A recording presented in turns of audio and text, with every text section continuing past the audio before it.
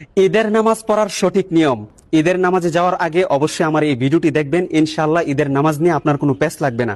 প্রথমে ইমামের পিছনে দাঁড়ানোর পর আপনি নিয়ত করবেন যে আমি মুক্তাদি হইয়া এই ইমামের পিছনে অতিরিক্ত 6 তাকবীরের সাথে ঈদুল ফিতরের 2 রাকাত ওয়াজিব নামাজ আদায় করিতেছি। আল্লাহু আকবার।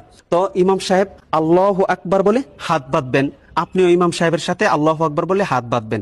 তারপর ইমাম সানা পড়বেন, সানা পড়ার পর অতিরিক্ত 3টা তাকবীর দিবেন। আল্লাহু আকবার বলবেন, হাত ছেড়ে দিবেন।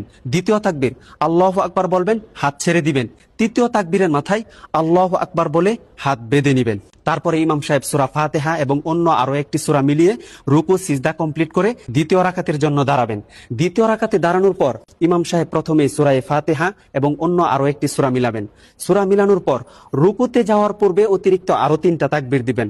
আল্লাহু আকবার বলবেন, হাত ছেড়ে দিবেন। দ্বিতীয় তাকবীর আল্লাহু আকবার বলবেন, ইমাম সাহেব হাত ছেড়ে দিবেন।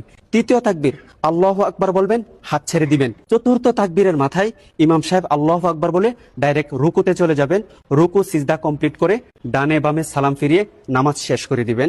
ইনশাআল্লাহ আপনাদের নামাজ সহি হয়ে যাবে। আর এই ভিডিওটি সর্বোচ্চ শেয়ার করে দিবেন যেন সকল মানুষ ঈদের নামাজটি শিখতে পারে ইনশাআল্লাহ।